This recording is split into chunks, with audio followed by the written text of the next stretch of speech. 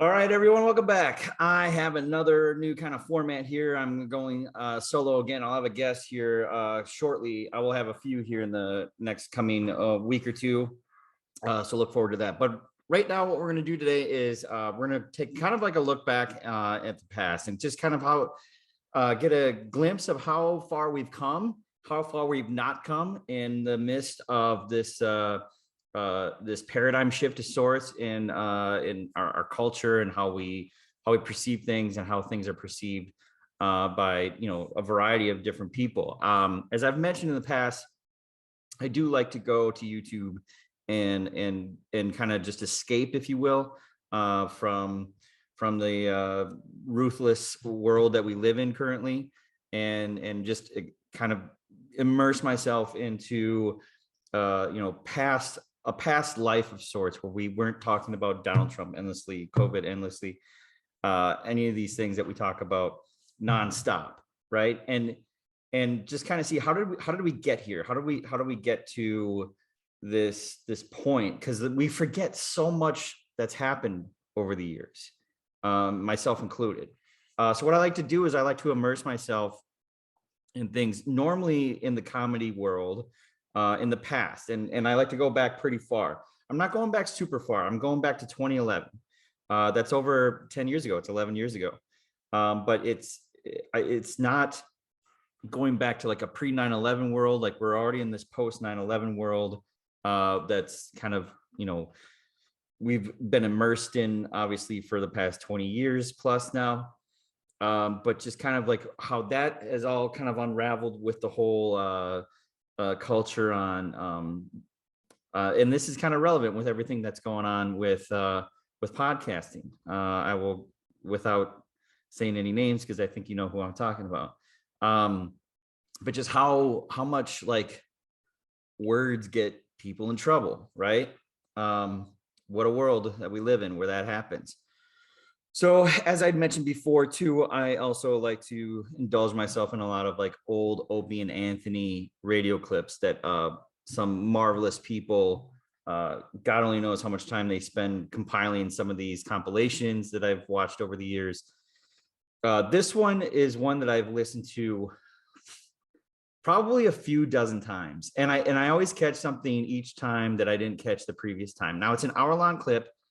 I haven't really thought about how, if I want to go all the way through, I might just want to go part way through and get through some pretty interesting points that Patrice O'Neal makes on the entertainment industry. As some of you might know, Patrice was obviously a stand-up comedian, did some acting on the side, but was really elbows deep into some, at the time, even in the time that he was saying this stuff, I was not aware of a lot of the stuff, and if I was as big of a Patrice O'Neal fan as I am now, as I was then, I may not have taken him as seriously. So I'm kind of glad that I got more into Patrice post his death. I wish he wasn't dead for obvious reasons, but I feel like I understand him more now that I've kind of immersed myself in a lot of information that himself and then obviously things that have happened since his death, and that obviously no one could ever try to imagine what Patrice would say in today's world, but one could only imagine. But this is a really interesting topic, and it starts off like they're just kind of talking about the NBA finals and LeBron and stuff, but I'll just kind of get right into it. I'm gonna get the screen here.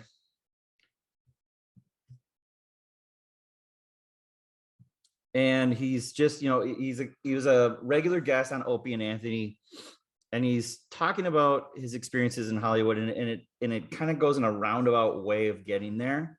So I'll stop periodically to get to the points that I really want to hone in on. So here's Patrice O'Neal. This is June of 2011. Keep that in mind, the date of when they're talking about this. This is early June 2011. So let's get started. We welcome Patrice O'Neal in studio. Big Mama Prods on Twitter. Yeah, talking a little bit about the NBA Finals.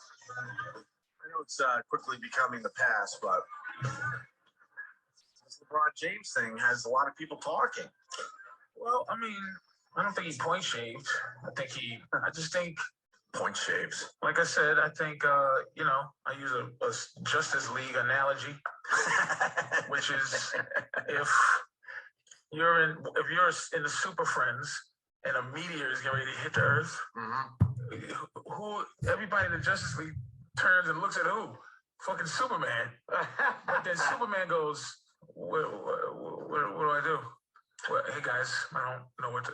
Superman. You're like, oh. You're the one who can fly. You're the one who can breathe. And I'm leaving this part in here because this doesn't have to do with the meat of what he's going to be talking about here later on in the recording here. But this does help kind of set a precedence of where he's going with this. And it's interesting that he's talking about LeBron too, because a lot of people think LeBron has gone kind of way into the I hate saying this word out loud because it's so overused, but the woke world, right? Which he wasn't really a part of at this time in 2011. But what he's getting at is the Cavs got beat by the Mavs in the NBA Finals. LeBron was still like the best player in the world at this time, and just kind of didn't take the reins to win the championship, and it was just very Michael Jordan-like of him. Breathe in space. You're the one who can fly and destroy that thing. What the fuck are you talking about? You know, I just want to be a good teammate and help do my part. No, there's no part to do. I'm Aquaman. I only swim. I'm in the water here. By the time it gets to me, it's too late. I might be able to get 20,000 dolphins to jump as high as they can and try to hit the fucking thing. It's a fucking thing. But why are you putting this pressure on me? I'm only Superman. But who put the pressure on him? We did. Not him? No, look, man. People say that he just accepts King James. I think he loves being him, but he doesn't want to be him. He wants to stand on the outside of himself and just watch himself without dealing with the pressure of being him. He's too physically. He's the greatest player that ever lived. There's no other player better than him physically. 6'8", /9, can handle, can jump, can body as big as a horse and strong as a horse. But he just doesn't want. He's not mean. He's not mean enough. Jordan used to do things to really demoralize people. Laugh at him. Close his eyes when he shoots free throws. Fake you out with one hand like a fake pass. Larry Bird used to do that kind of shit. Magic, Isaiah, they all were mean. They were mean. He's a nice guy, and he wanted his rings, but he doesn't understand, you know, one ring in Cleveland would have been 20 somewhere else. Oh my God! Yeah. You see the heroic, godlike treatment that Dirk is getting, and not because he's white guy. I mean, I rooted for him because he was a soldier. Stayed in Dallas, shitty Dallas, 7-foot bum, only shoots shoots outside jump shots, 3-pointers. Right. Who still does that? Yeah. Except he's been able to do it consistently. This motherfucker's not a force of nature. He's still the same Dirk he always was. And he calls him a caveman. He looks like a man. Dirk, just a normal, you know, that fucking I'm super humble guy who is starting to make me sick. This, you know, Derrick Rose is that. How do you think my mother? It's like, suck a dick. You know, I love my mom too, nigga. I love my mom too. Everybody loves their mom. This humble thing. So what you think about winning the game? I'm just happy that, you know, I love my teammates and I love my mom. Like Dirk is, you know, he was in I don't want to enjoy it mode. Yeah, so much that when he won, he didn't know what to do. Yeah, he had to walk away for a little while, shake it off. And when they was teasing him about him coughing and shit, and he's like, they're just childish. It's like, what happened? This is my question So this is it. This is where he gets into it.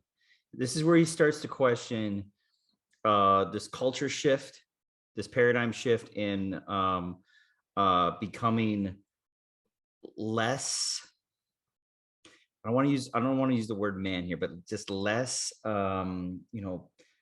aggressive. Again, I'm not using I'm having trouble finding the right words here, but there's this like shift in what was once considered to be manly and noble and alpha and all this stuff, right? Not happening anymore. So this is where Patrice really starts to get into what he's going to really dive into as the conversation continues. This is my question for life. Now, can we say, are we retiring the phrase sticks and stones? Break my bones and names will never hurt. Is that now officially? It seems like These are questions that I hear today. And this is 11 years ago. And this is something that he's bringing up now. And he's considered to be kind of like insightful, right? So maybe these things weren't really brought up 11 years ago. I think they probably were, right? But, Patrice was a very insightful person, comedian, a really funny guy, but he was really brilliant. And you'll see a lot more as you understand this conversation, the way it flows. we are. I think Can you're right. no one, It can seems no like we one are. is it legal for me to say I endorse hate speech? I don't give a fuck. Yeah, I want hate speech. Yes. Like, why can't I hate you in speech? Exactly. Why? I don't understand. I don't either. Not in this country. How avarice can look at? Like, you know how much money it take me to go fuck you, motherfucker, to everybody? 5 million. Yeah. 5 million is enough to tell. Suck my dick. Done. So obviously you're getting into the Tracy Morgan thing. I'm getting into everything. It's all connected. That's what I was trying to say. It's all. That's crucial to understand where he's going with this. So I believe it was Opie who brought up Tracy Morgan. So it was right around this time Tracy Morgan got into hot water for saying homophobic slurs, and they're going to get into it here on stage as part of his performance, right? That people took way too seriously, and they took it as like Tracy Morgan hates gay people. That's how this joke was interpreted. Again, these are things that all of us are talking about today, and some of us are insanely sick of, especially in the world of comedy, right? Where jokes are supposed to be taken as that face value jokes. You can read into stuff all you want, but at the end of the day, comedians go on stage to make people laugh. End of story. And how do they do that? They say things that you're not expecting. If you were expecting the words to come out of your mouth, you wouldn't laugh. And laughter is a uncontrolled reaction, right? So the way you get laughter from someone is by saying something that they're not expecting to hear. Okay. I'm going off the rails a tad, but Patrice says it far more eloquently than I do. Around all us. connected. But the Tracy Morgan thing is the big one today. Well, see, my thing with Tracy is this. I don't fall for no banana and no tailpipe. I don't listen to anybody that says it. I believe the opposite. I try to make the opposite opinion right away. Yep. Tracy's been that a long time. Tracy's been I think that's why I like Patrice. He's a contrarian through and through. frivolous with his performances a long time.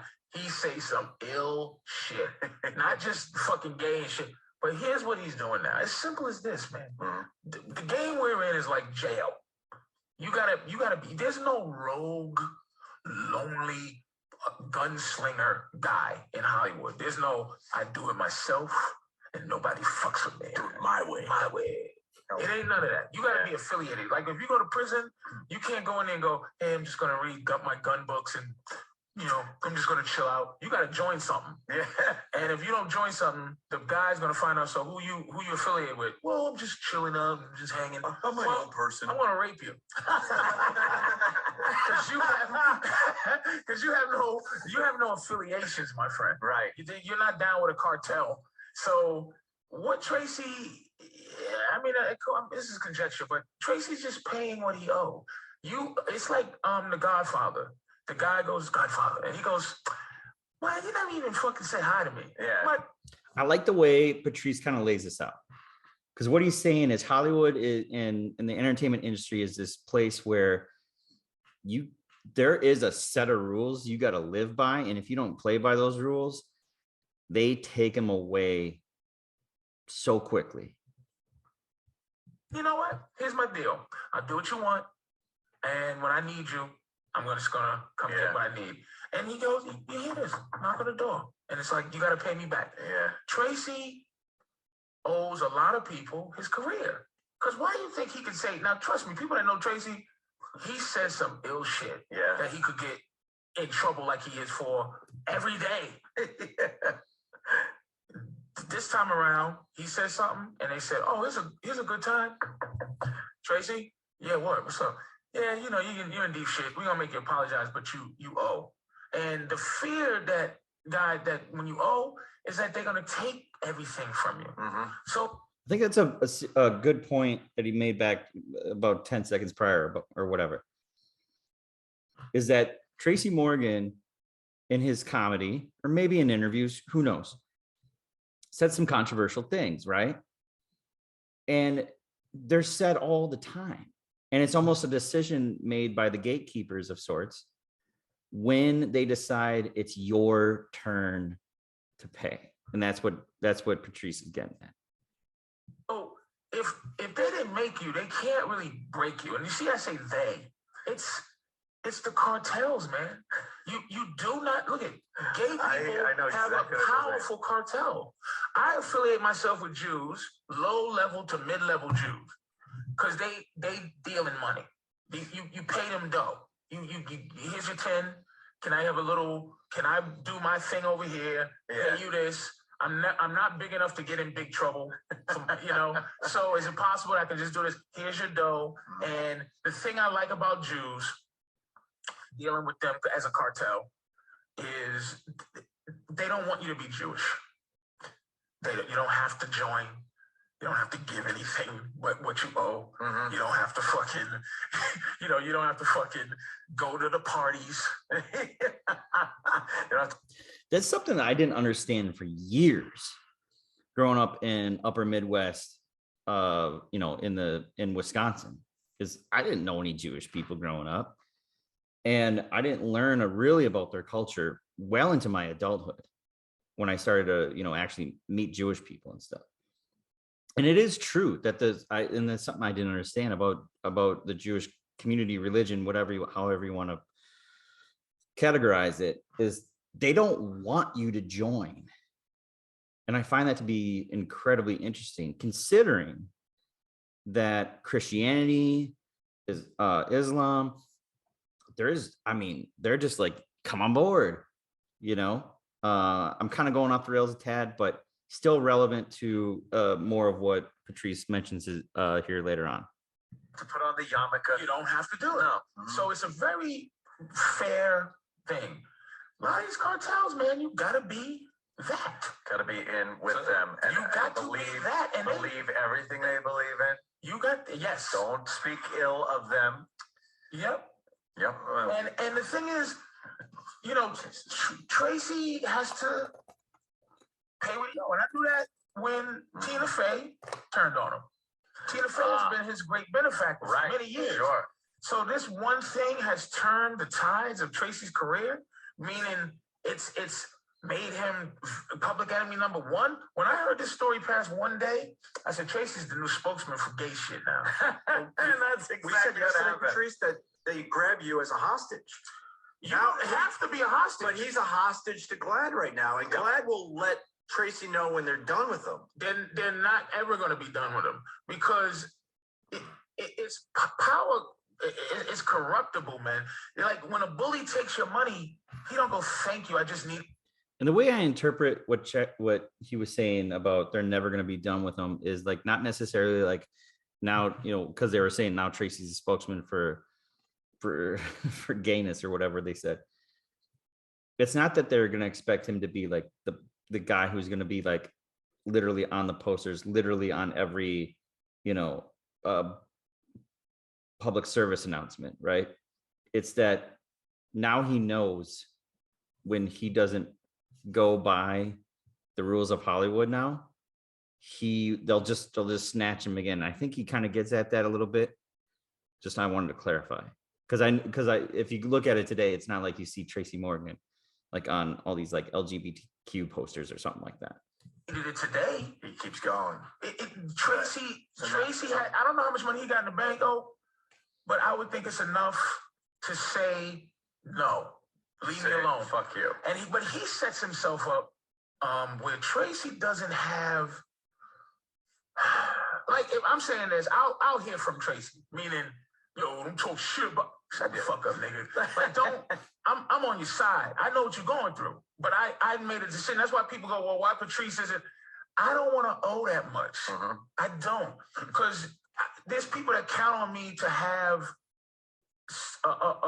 like a revolutionary attitude sometimes, just where I argue. Yeah. So I let a lot of people down if I put myself in a position to have to flop around on my belly. Have to be a spokesperson like that, or right? That's why I talk so much, because I want people to understand what I'm saying. Now, if I talk about gays and talk about anything I have a problem with, I'm going to make sure if they're going to end my career, you know that it's a muscle move, that it's unfair, that it's not just because Tracy just goes faggots, faggots, faggots, and more faggots. And if my son was a faggot, and then you go, Tracy, what the fuck? He didn't say nothing to apologize for. What are you apologizing for? Yeah, you were doing your act. But he's on a comedy stage. But the people who make you owe, they go, this guy is setting himself up to owe us big because we're allowing him to feel himself. I'm gonna pull my stomach out. I'm gonna go crazy. I'm gonna be drunk. I'm gonna fucking get DUIs. I'm gonna fall downstairs. I'm gonna get a kidney from a bitch and leave her. I'm gonna do all kind of shit. Holy shit! I'm gonna do all kind of shit. Yeah. And then I feel like I'm invincible. Then I do something that I do all the time. Faggots, faggots. And now, his benefactor. Tracy. We're disgusted with him, and now they pick him up by the fucking hem of his neck and the back of his drawers and toss him out into every gay thing. Tracy's from the hood. Yeah, that's what I'm dealing with. Tracy's from the hood. You understand? Yeah. You're now the new, from a guy who just goes faggots to the understanding, delicious spokesman for gayness. You gotta watch these motherfuckers. Watch TV and see the trends. There's a commercial I hate so much. I am a student of commercials, by the way. I hate this commercial so much. I don't know how to approach how much I hate it. Because gay also means happy. Sure does. Now, we can play that game, but gay does mean happy. Homosexuals have commandeered the word gay into where it's not happy anymore. Because there's something I want to dive into later on too is when words are co-opted. It happens all the time. It happens when you're not paying attention. It happens so randomly, and it happens so like subtly. It happens so slowly.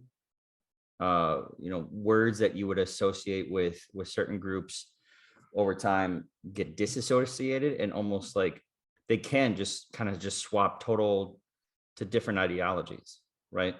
I think I brought this up on Misty's show on Bitch when I was on her show a while back, is that the word love, me growing up, the word love was associated, if you wanted to associate that word with a particular group of people, that word was associated with a lot of churchgoers, a lot of religious people.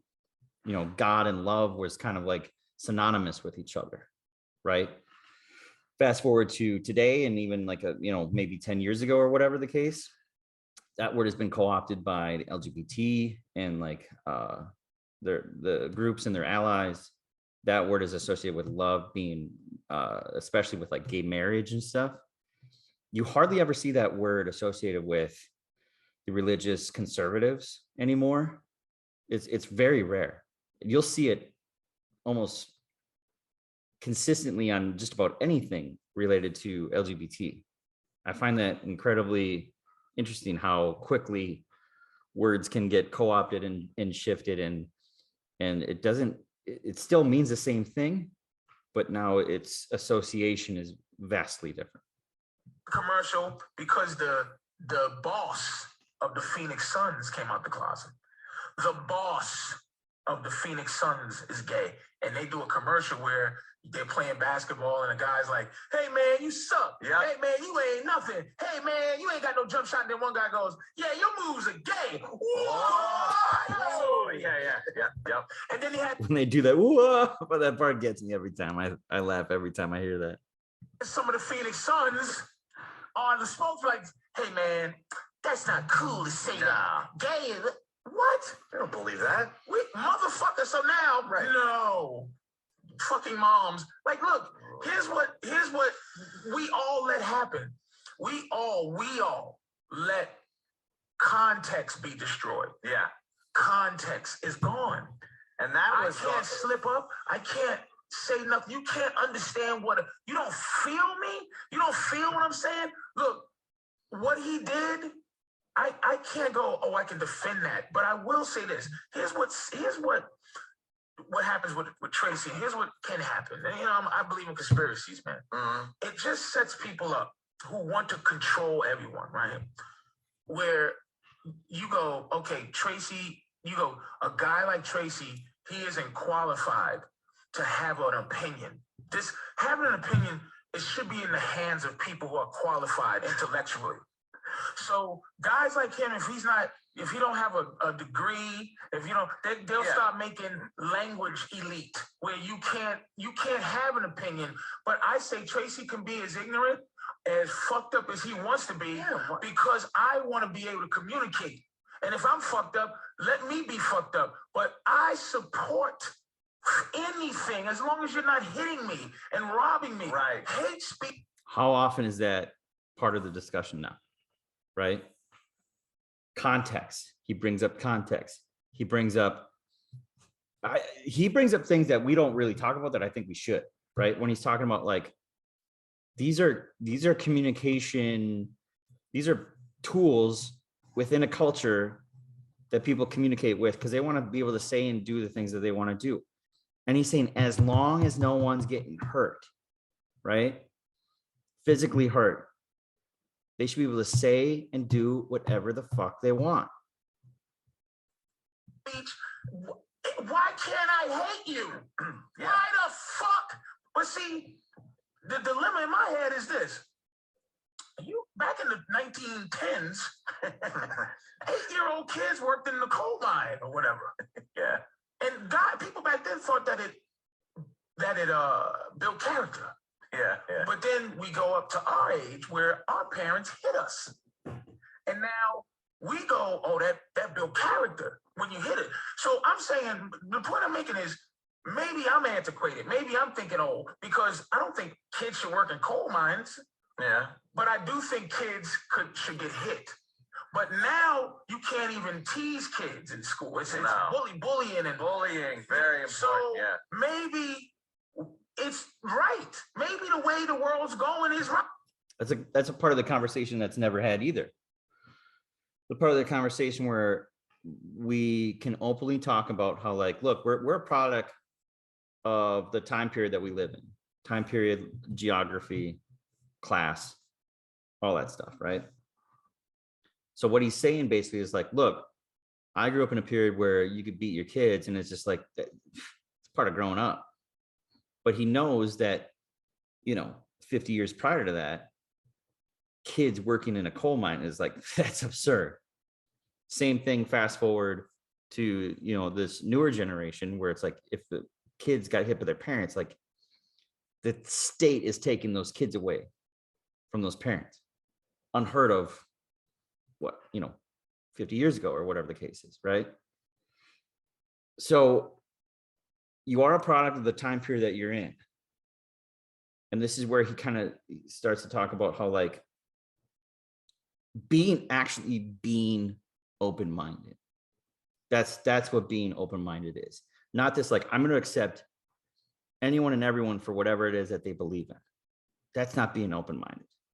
That's accepting people, but that's not being open-minded. This is being open-minded. Right. Maybe no bullying, no, because my stepkid was getting bullied in school. My instinct was Hey, tell her to ball her fucking fist up and knock this other bitch in her fucking teeth. That's what we heard. Her mother goes to the school, tells the principal, no more bullying. No more bullying. Because bullying is gone now. But is it right? Is it wrong? I don't know what's going on. So maybe being against it is the wrong thing. Maybe being anti the world becoming. I'm in BJ's. I saw a box of a toy kitchen. A boy was on the front. I wanted to scream at somebody. There's a little sissy on the box. Patrice is losing his mind over that. Could you possibly imagine? What he'd say today? And no, you can't. But my guess is, like, if he's losing his balls over this, what he just saw, like a boy on the box of a girl's toy, right? And everything that's happened over the course of the last 4 or 5 years or so about kids' toys and stuff, and what aisle they should be in, and separating boys and girls' toys, whatever, right? Like, part of me thinks that since Patrice was such a contrarian, that he would have taken a totally different look to that, fast forwarding 5 years beyond where he's the point that he's taking out here. But it is like just so interesting to hear him lose his mind over that, considering how far it's gone since then, 11 years later. On the fucking easy bake oven box? Yeah, boy. You know what? I think we're becoming our parents. What the fuck? You can't wrap your head around something like that. You can't wrap your head around So you can't even be angry. You can't quit. Look, someone has decided that's okay now in this society. To put the boy on that box. Them. Like, we answering to a them. Yeah. That's not even, we don't even know. And we're not part of them. And that's that's the question that drives me nuts. I hate having to answer to a them, and I hate hearing when I'm trying to get answers from something, not necessarily me trying to ask someone something, but when I'm trying to get information, like, where do these stipulations come from? And it's either comes from, well, this comes from this corporation, or it comes from this government entity, or it comes from, I want the names of people who make these decisions. These decisions don't come from corporations. They don't come from a government. They don't come from some other non-governmental organization, whatever the case is, right? They come from people, nameless, faceless people.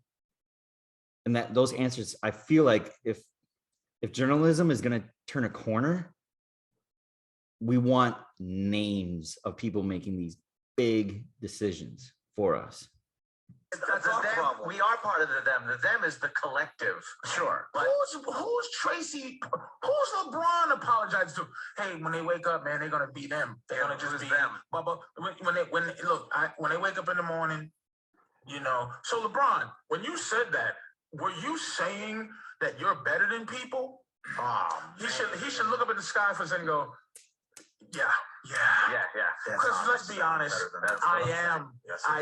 Compared to them, yes, I'm better than them. Yeah, I'm 25 and worth zillions of dollars for doing something that people are right now in the snow. Right now, they moved out, they shoveled pavement, and they built a hole in the wall, and they're practicing shooting just to be what I actually am. So how about this? If I'm not liked, how about everybody suck my dick? I got a good account. You can't get my dough. I got some gold buried somewhere. Y'all can suck my dick. You can talk about my mama too. I don't give a fuck. I'm 6'8". My dick is as long as a goddamn rowboat. I probably get my dick sucked in front of my wife. She's nothing she can do. She's a fucking loser. But he backed off from his statement. Yeah, he should have went all in. Of course he did. No, I know. I understand. Of course he backed up from his statement. I like this a lot. I like it a lot because it's easy just to say that Tracy should be able to say whatever he wants on a comedy stage, but you really fucking painted the big picture here today. Dude, we all think that, obviously. This business is the beast. Yeah. And it eats everybody and shits them out. But here's what's funny about the beast. It's a never-ending line of people who want to get in the mouth and get chewed up and shit out. Why? incredible point that he makes right there is everyone knows that Hollywood entertainment industry is a ruthless, cutthroat industry. The risk reward, I guess, if you want to put it that way, it's like you could be as wealthy as you could possibly imagine, right? Have endless positive remarks made, and then you get the bad too. I think he gets to that as well. But he gets to this kind of major point here very soon, which is that if you get too high in this entertainment industry, because he was talking about earlier how he was saying how like he deals with like low-level Jews is the way he put it, right? He deals with low-level Jews because he's saying that like he doesn't go that high because that if he does fall, it's not that far. If you fall when you're way up there, I mean, the fall is way harder. And we see that time and time again. And he said, again, Patrice says it way better than I do. Is that? It's because when you get in the belly, you get $2 million a week. And when you get shit out, you're a pile back there. And you have the option to go get back in line and wait to go get back in the beast and get eaten and shit out. Fucker is and we line hilarious. You are fucking hilarious and profound. I want to find where it's just a couple of dollars. Just give me. I just want a couple of mil. And what part of the beast do you want to be in? Kind of the esophagus? I'm not. You don't want to be in the belly, right? Let me tell you something. I didn't even get to the beast yet because I'm 20 years. Yeah. See, when the beast pick you up to put you in your mouth, you shining. People see you. Sometimes, see what 15 minutes of fame is? The beast goes, ooh, throws somebody down and gets that was reality, people. Yeah. But this one people saw him in front of the mouth. This one was a athlete that had one good year, and they threw him. Now you see, ooh, that looks like a delicious young thing there. Eat, chew. But that's why I love Charlie Sheen so much. He was in the belly. When you're making $2 million a week, doing anything, you're in the absolute belly. And for that fucker to betray his position in the belly, to actually give the beast indigestion was spectacular. He was a martyr. But and Mel Gibson too. Mel Gibson. He could have been the beast. He was so big. Yeah. And they turned on him. You know what I'm saying? So anybody that gets that deep and turns on the beast, man, you gotta root for him, no matter what, because they're martyrs. Because no one's gonna stand up for him. And then Hollywood, they tell you who to hate. Like when they rose up against him, not be on Hangover 2, when Mike, the movie was about trannies fucking people in the ass, drugs, death, and Mike Tyson got a rape conviction. And you motherfuckers decide to gang up on Mel Gibson. Say you can't be in this. He can't play a tattoo artist in The Hangover 2. That's pretty amazing. Come on, man. It's not hypocrisy, because that means that's a human thing. It's something else. It's cartel. It's somebody owing somebody the favor. I was close. I was hooked in with the Spike Lee cartel. He had his own baby cartel that he's connected, but he's big enough for you to be connected to him, but he's connected to somebody else. And he asked me for a favor, and I said, I can't. Gone. Off with the head. What was the favor? You don't talk about it. No, he was, and look, he put the most money in my pocket I ever seen in my life up to that point. He put me in a couple of movies, voiceovers. He had access to a lot of things and threw me in. That movie I did, the 25th Hour. Yeah. I really didn't audition for that. He said, hey man, you a Celtics fan, ain't you? I said, yeah, man, I'm from Boston. He goes, all right, you got it. You got the dig. Like he saw my comedy, liked me, sat me down. Yeah. He said, you're in. You're in. Put me in this movie, was really nice to me. Put me in voiceover commercials and all type of shit. I was seeing money I never seen before. And he asked me, it was some gig with like Showtime. Something happened with Showtime. But they did me real dirty, but he was doing this movie with Showtime. And I said, man, I can do the part. I don't want to come read. But I did it through my agents. I did the right thing. He just bypassed my agents, everybody else. He called me personally and said, come do this. And I go, well, how can I, what am I do? Just say fuck my agents and fuck people that I have a business with? If I do that, that destroys my entire system. I feel like I should have a system like you have a system. I can't. He said, all right, that was it. Wow. Damn, that was it. And that's how it is. Now, I only lost. That's so insightful on how quickly that business can just, you're done. It's so insightful. Because we see the finished product.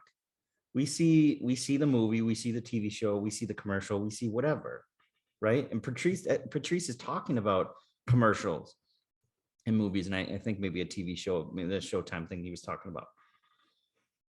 And like, there's a method to making sure you don't step on the wrong people's toes, because like he said, he's got a business with these people, right? And Spike Lee, I mean, probably doesn't get a whole lot bigger than Spike Lee when you're dealing with like someone who's like helping you get work, or not even helping, just giving you work, essentially, is the way he described it, right? So what Patrice is really describing here is like he had to make a kind of almost like, it sounded like a split-second decision. Do I basically kick my business team that's been with me, who knows at this point how many years, aside and just work strictly with Spike Lee? Or do I stick with my business team and he chose his business team? And that was it. They never worked. He never got him work again. What a crazy business. And I mean, that's not even half of it. What I lost, I didn't lose fame, glory, and everything. I only lost some money. Yeah. But, they got motherfuckers, you lose when everything, but see, it's everything that you want. You want shine. I sat twice up on the front row at MSG. My girl went with me twice, I think it's twice or once. It's so intoxicating when you're in the front row. You're looking around at who else is there, right? You have to move your feet because you might trip the player. When they threaten to take that away, you get scared. Tracy got front row seats at MSG, man. When he said it's so intoxicating, that hit me to the core. Like I came nowhere near what he's describing. But I when I was an intern at a radio station in the Twin Cities, and I got to do locker room interviews at the Timberwolves games, and I got to basically sit with all like the big wigs during the game. I was fairly young at the time. I think I was like 25, 6, something like that. And I'm eating dinner with all the local bigwigs. I'm eating dinner with the owner of the Timberwolves, a legit billionaire, right? I'm rubbing elbows with people that people at least locally knew them on television or radio or what have you. And then when you are in an arena like that, right? A NBA arena, Timberwolves, yeah, probably the worst franchise in NBA history. Even then, it's not MSG, like Patrice is explaining, where you're in New York City and you got all kinds of famous people around, whatever. But it really struck with me because you'd go into doorways that, restricted and had security guards and this and that. And you would go from like these tunnels essentially to the actual arena where, the seating area and all that. People see you come out of there, and I'd wear a suit because I'd want to be like, people think like I'm fucking mean business, right? I didn't want to come out in t-shirt and jeans or whatever. I came out in a suit. People look at you like way differently. And it is intoxicating. I'm not going to lie. I won't deny that for a second. And you sit right next to people, you're talking to people you have no business talking to, because they see that you're like, oh, you're one of us. You got a press pass around your neck. You can go wherever the fuck you want. You could basically talk to whoever you want. I got the tiniest glimpse of what he's talking about. man, I can't even imagine how that affects your soul, what he's talking about. Man, wherever you go, people are screaming. Wherever you go, he gets right in. And somehow, you know, if you fall from where he is, you fall way down. Do we talk about Dane Cook anymore? Dane could still sell out any theater, any 5,000 seat theater. But the fact that it ain't Dane Cook Day no more, it seems like he's done, doesn't it? It seems like he's done. He's not done. No. But it's just not his day because he had a favor he didn't pay back. You think that's it, or just people Will Smith has been famous for 15 years. Probably longer. 15 years. Fresh Prince is pushing 20 years ago. He does what he's supposed to do.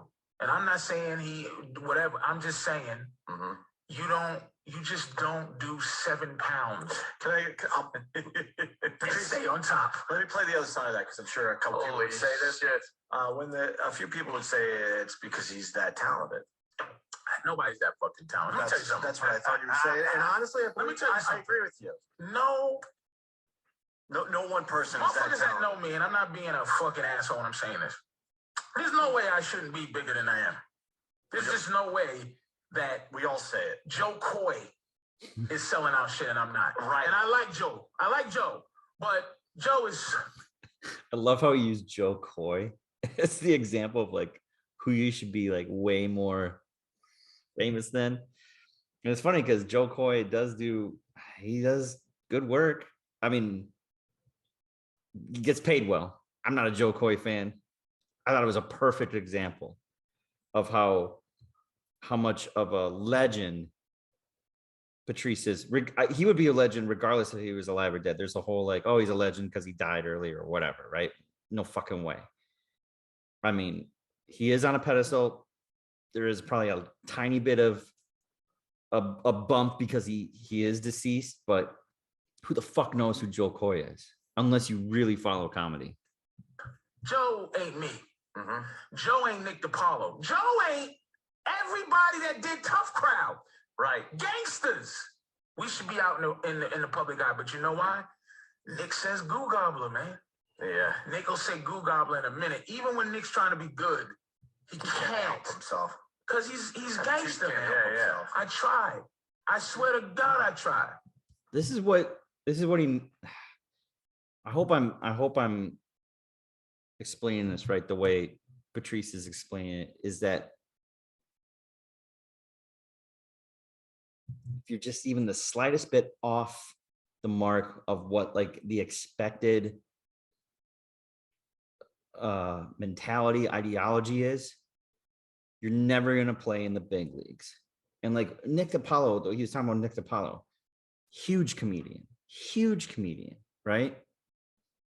But like you'll never have, especially now, but like even if it was, say, 20, 25 years ago, he would have never had a Tim Allen home improvement show. He would, Tim Allen played by the rules, Ellen, go down the list, of stand-up comedians who play by the rules and got huge television shows, right? What he's talking about with Tough Crowd, go back and watch all the Tough Crowd shows. They're on YouTube. Amazing. If you want to, I'll probably cover 1 or 2 Tough Crowd episodes when I do these type of videos. The topics that they bring up, the way they talk about it, like how that show didn't last, and it's, man, would that do really well. Now, I think in this alternative media world, not in Comedy Central world, Comedy Central wouldn't touch that with a 10-foot pole now. But what he's saying, those people on Tough Crowd, DiPaolo, Jim Norton, and obviously Colin Quinn. Colin Quinn's had a great career, right? And he's done incredible work. That stuff that's on Netflix, go watch that shit. His one-man shows on Netflix are fucking amazing. But they aren't in the same category of the Jerry Seinfelds the Ellens. I'm throwing Tim Allen up there because he's super mainstream, and he had a pretty, incredibly paid well career. But you just go, what? Like, the first thing I think is, please, God, let Tina Fey and Wanda Sykes chastise me over some shit I said. And I got to apologize to who, motherfucker? I died first, nigga. Yeah. Like, for real. I motherfuckers think I be bullshitting, man. I try, but I'm like, I don't want to put myself in a spot to where I'm balanced. Like I'm telling you, I sit in my house every day, and I appreciate my ceiling fan, man. Because one day somebody gonna try to take it, and I gotta look at it and know that someday somebody gonna try to take my ceiling fan. And I all I gotta do is, as hopefully I have a good woman, and as she is, but I'm saying hopefully we have a good woman that when the shit hits the fan, she gonna be there. I don't know if Patrice is actually trying to be like symbolically super insightful, but man, it's hard to not see it that way when he says that he lies in bed and appreciates his ceiling fan, especially after everything that he's just explained. I mean, it's talk about like a perfect fucking analogy. Oh, you're gonna have people that's gonna be there that if somebody one day says, we're gonna take this big mouth Anthony, we're fed up with him. Yeah. We're fed up with you. We're gonna take your shit. And you're sitting there going, wait, I own my house. No, you don't. We own it. We own everything. Mm-hmm. And that you have a place to go that, you we talk about the WEF all the time and BlackRock and how they're the whole you own nothing and be happy. I mean, when you hear these old conversations, these decade-old conversations, and he is talking about celebrities and B-level, C-level, D-level celebrities, whatever, however you want to classify them. But he's still saying, like, at the end of the day, we don't own shit. The groundwork was laid down a long time ago, well before 10 years ago. And to say like these people, these, celebrities, again, whatever level you're talking about here, you say the wrong thing, man, they can take that shit away from you so quick. And yeah, I'm getting in some muddy waters here, so let's keep going. Where you can park your Shelby. Yeah. You feel me? Yeah. So look, I've tasted little parts of what success is. I've tasted it. It's good. It's deliciously. You get drunk off of it. Uh-huh. But Tracy, I don't know how much money he got, but he should be happy with the money he's got. He should. What I'm getting from you though is it's not a fear. That's too easy to say of success. You don't want to put yourself in a position where you can fall hard and hurt yourself. And And The Godfather, luckily, what he owed was fix my son up. He got shot. And you go, ooh. But when you hear a knock on your door and he goes, I need you to do me a favor. You're gonna be at the dinner with the president, aren't you? Yeah. Or you're gonna be at a dinner with somebody I want dead. Right. I want you to put this pill in his drink. Oof. I don't. Well, what you owe is we're gonna kill your whole family. I told you I want my favor. So you do that, and then you'll get caught and maybe go to jail. But your wife and kids, we won't blow the whole house up. But you owe us, and that's why you're in my debt. When you get to a certain blackmail, giving in some essence, even if you're middle class, upper middle class, you're making, granted, this is regional, but just say you're in the Midwest and you're making anywhere between 70 and I don't know, 120K a year, right? Like you're not living paycheck to paycheck. You're not like, yeah, you're probably living above your means in some aspects, like up to your eyeballs in debt, but and that's kind of also the point that I'm trying to make as well, is like this groundwork of like debt and then how easily you can be blackmailed and how easily it can be taken away if you just do or say the wrong thing. I mean, and this has been evolving quickly over the course of the last 10, 15 years with social media, right? Because now your thoughts that you think like, I gotta tell my followers, I gotta tell my connections this, right? You're not thinking straight when you're doing that, because it isn't just going to your audience. It could quickly go out to anywhere else. We've been watching this happen for a long time now. 15 years of social media, you know, and then where did it go? It went from, it kind of started with like Friendster and MySpace and all that shit, right? But it didn't destroy your life. But then as soon as it evolved into Facebook, and then it evolved into Facebook on your phone, you're in trouble now, right? Because because you get addicted to the likes and the interactions and this and that, right? How many times have we seen it where someone had a thought 10 years ago and they're getting destroyed now? It's not just celebrities, right? It can happen. Someone in your office doesn't like you. They dig around in your social media and find something they don't like. You can get fucking fired. Blackmail is a legit thing that happens. I deal with low to middle level Jews in my career. Okay, we talk shit, but if I get upgraded to the next level, okay, say I get a show on TV, say it's not too popular, but they keep it on for me until it gets popular. A favor. I fucking owe something. All right, Patrice, we need you to do a big favor. And I'm intoxicated. I'm in the front row. Everybody's like, Patrice, what's happening, baby? All the girls and shit. Oh, I love fat men. Yeah, I know you do, bitch. Hey, listen, I got dough for everybody. I'm making it rain. I got a $50 brick. I'm throwing money in the air. I'm getting my dick sucked. I'm driving in a $4 million 6-door car. I'm driving a 6-door Porsche. Faggots. Excuse me, I didn't mean it like get fucked in the ass, people, but pussy motherfuckers. You know, I'm the shit. and then Patrice O'Neal, the shit, can't get a fucking job. Let me tell you something. When it rains, it pours. Punk comedians are tweeting vicious shit against Tracy. Punk motherfuckers that would never raise their fucking mouth against Tracy.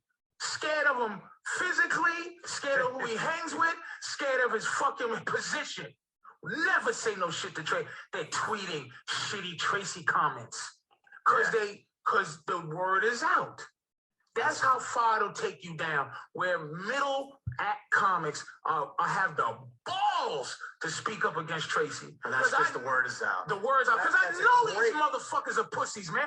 Nobody got balls to stand up to Mel Gibson, Braveheart, fucking Passion of the Christ, all the fucking Lethal Weapon movies, all the fucking Mad Max movies. You think fucking Zach Galifianakis on his own said fuck Mel Gibson?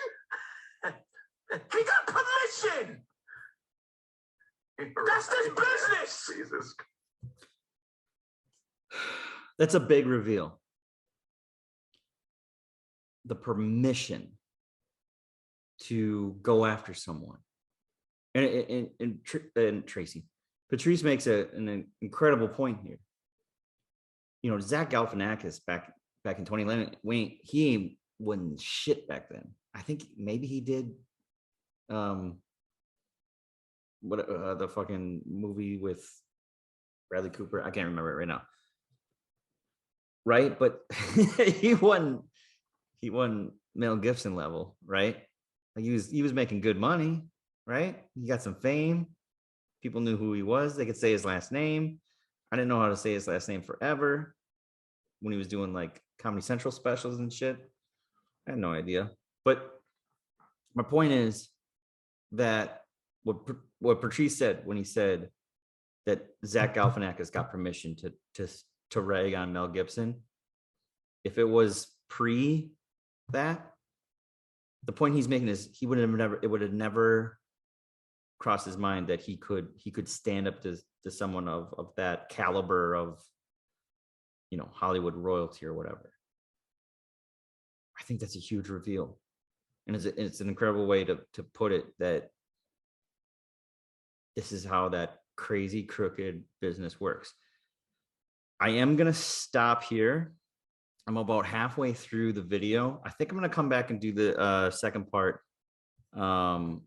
later. Because I think it's important, because he gets way deeper, and it's so good. And I encourage everyone to listen to the whole thing on their own too, because and any of Patrice's like deep thoughts on I don't agree with everything, but like with females or relationships, or, you know, a lot of different other things that were happening at the time that were, you know, could have possibly today gotten him completely out of the business. That's just who Patrice was. So I will end it here. I'm gonna exit out here and stop sharing. So I'll come back and do another part of this in another video. I just don't want to make this too terribly long and make it unwatchable. So we'll come back. I'll talk about this later with you guys for part 2.